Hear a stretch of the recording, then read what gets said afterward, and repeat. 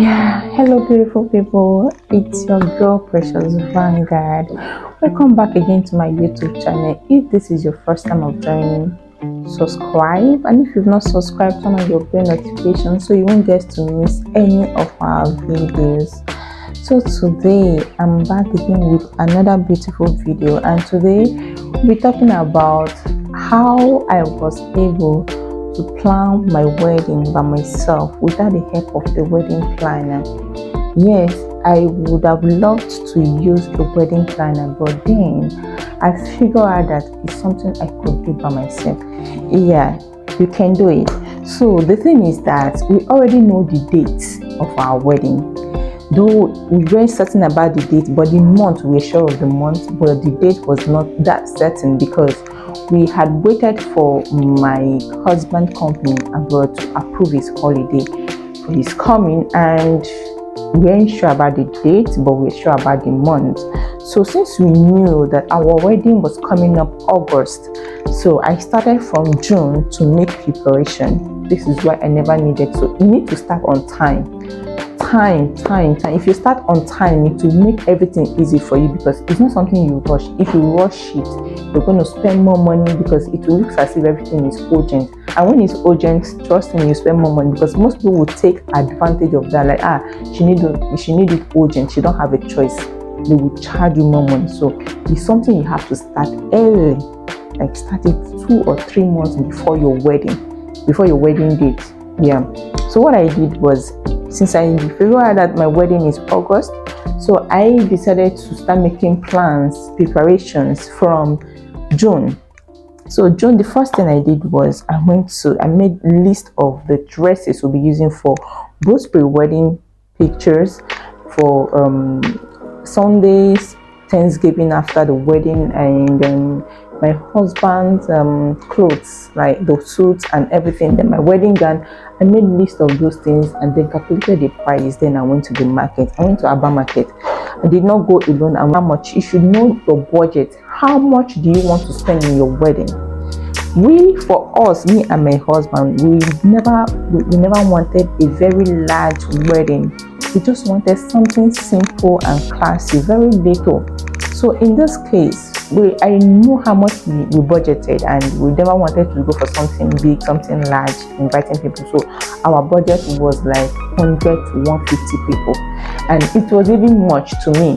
So because of that, I made arrangement for a wedding card, and after the editing, I instructed the person that edited it to print just 50 pieces because I don't want much crowd. So 50 pieces, and I just gave those 50 pieces to family members. The rest of the people I shared this card to was friends, which I was able to send through WhatsApp, Facebook, or any social media.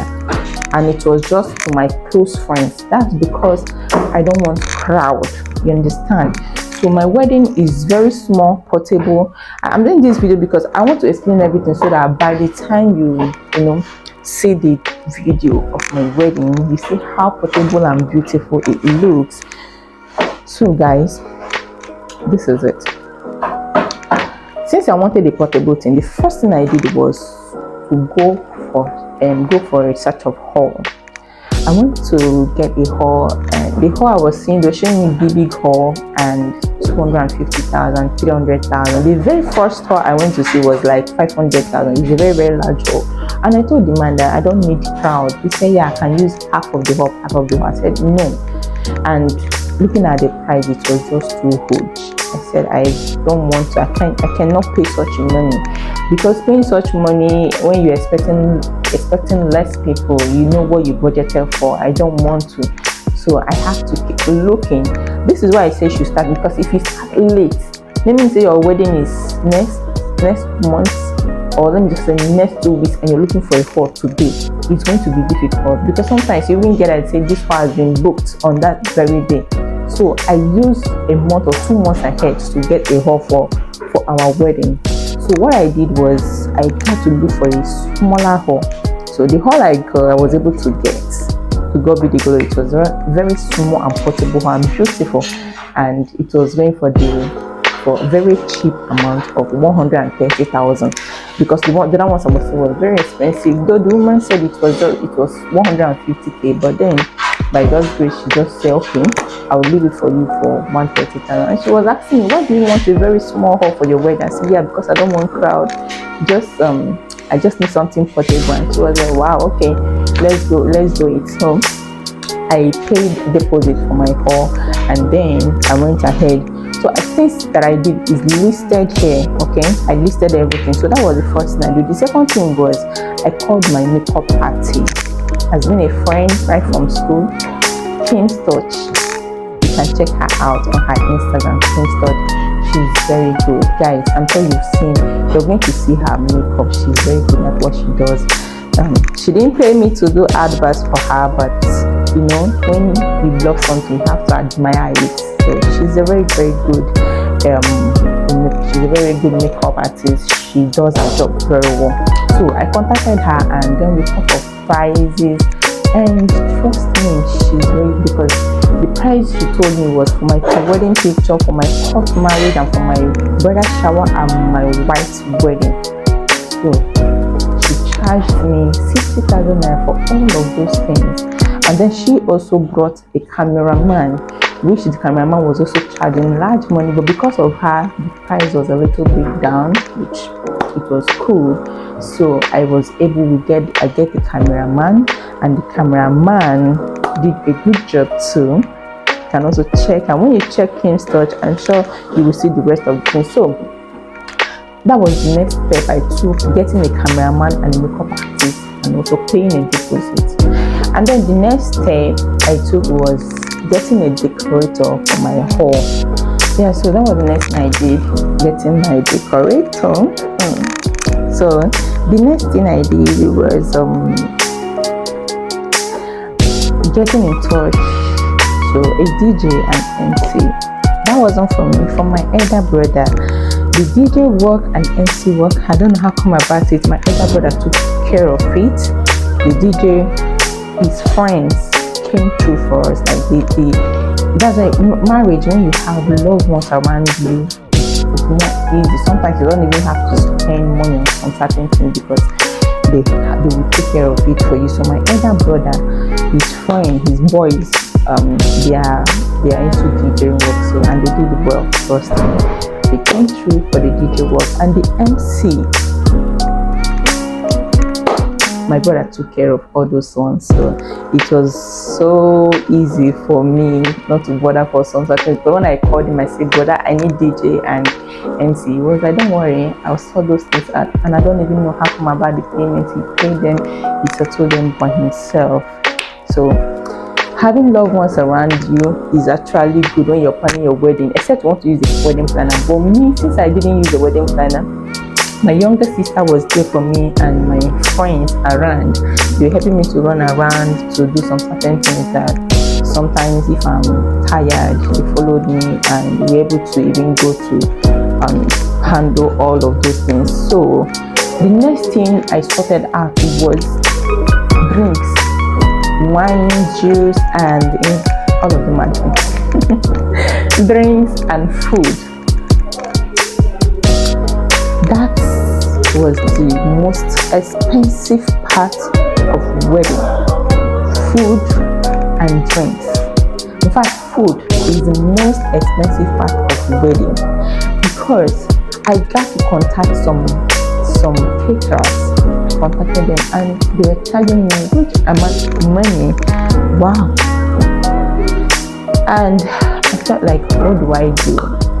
If I could get family members that could just come cook the food and all of that, then everybody would want to be on the wedding ground. I can't stress people going, asking them to go cook when the wedding is going on. But trust me, my landlady, like I said before, a very, very beautiful and nice woman. You always still get to meet her someday on my video.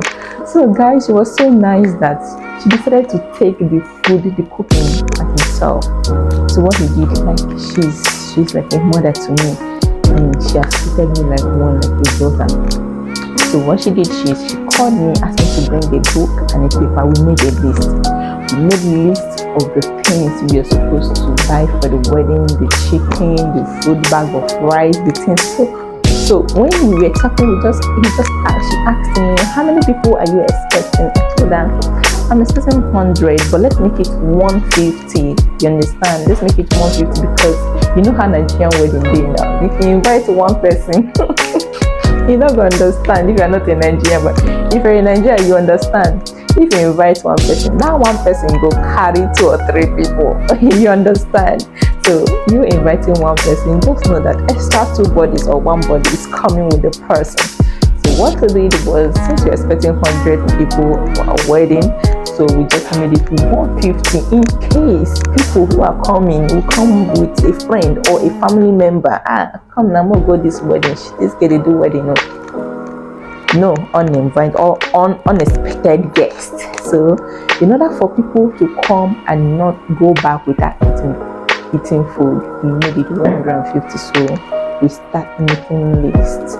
We made a list of 150 people. But when I was buying drinks, I bought more than 250 drinks. I bought more than 250 drinks because I still suspected some people might want to drink 2, 3, and all of that. So we got more drinks. So when we made the list, it was huge, and I paid big. When it comes to food, you don't need to deposit. You understand? You have to pay complete for the food to be cooked because you can't pay half, except you're getting a caterer, and then it's okay.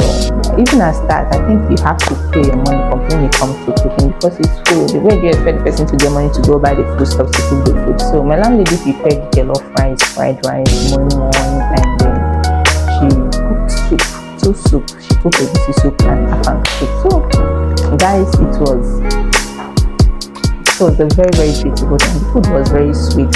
So when we made the list we made everything, and then we decided to pay. So food is very important, and it costs more on a wedding. I think food is the most expensive thing when it comes to wedding. So after paying for this, we have to, I just leave, and all this thing I listed was something I did from June to July, since my wedding is August. So I decided to go for my wedding dress, my wedding gown. I went to taste it, to fit, to see if I can make a choice. My budget for my wedding gown was 50,000 naira. Hey, God. Trust me. Sometimes, do you know why I chose 50,000 naira gown? Because when I went for a friend wedding and I asked her, how much is your wedding gown? She said 50,000. I said, wow, I'm going to go for it because the wedding gown was beautiful. So I decided, okay, I'm going to also go for 50,000 naira wedding gown. Renting, not sewing. I rented. So what I did when I got there, I told them this is what I budgeted for 50k. They said, oh, okay. They say 50k. Oh, are you sure you will like it? I say yes. Just give me first. Let me see. So when I fit in the clothes, it wasn't just. It's okay, but then it's not something. It's not giving. I don't like it. So what I did was I decided to go for a higher grade. They gave me one of 70,000 till we get to 100,000, and I prepared the 100k wedding dress because it came with the accessories, earring, hair packer, pin, and then it came with bouquet. It came with flip up. It came with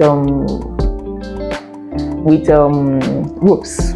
Shabby ropes. So I decided to go for the 100k on. I 6 ropes, but then the thing is that my girls, we are more than 10. We are up to 10, and the ropes they gave us was 6. So I had to hire like 4 extra ropes. So the wedding gown was 100,000 naira, and it was beautiful. So I sorted everything out within the space of 2 months, and then I have to wait. Since everything is ready, I have to wait. So then for the drink, I went with my landlady also to buy the drinks.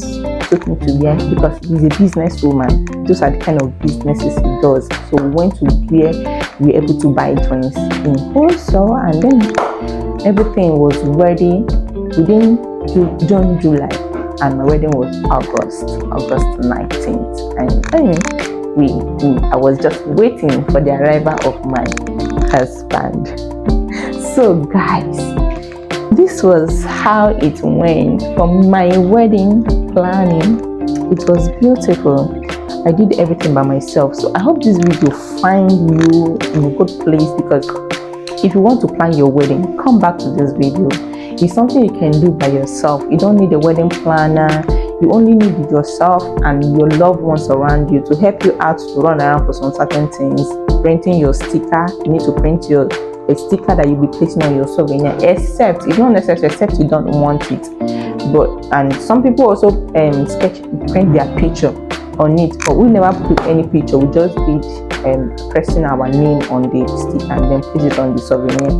It's not necessary. You can just give your sticker your souvenir out like that. You can give it out like that. People are not going to eat the sticker. Once they collect the souvenir, they remove the sticker and throw it away. So I don't think that sticker is actually necessary. To me, it's not necessary. I don't know for you. It depends on what you like, you understand? Okay, so this was how I was able to plan my wedding. If you are planning for your wedding and you find it difficult, you're confused, I think you should start early and come back to this video, watch this video, and you will be able to get what you want. You'll be able to get the kind of ideas you've been seeking for. So this was how I planned my wedding, and thank you very much for watching. Please don't forget to subscribe and turn on your bell notification so you won't get to miss any of our videos, because more videos are coming. So my next video, I'll be telling you guys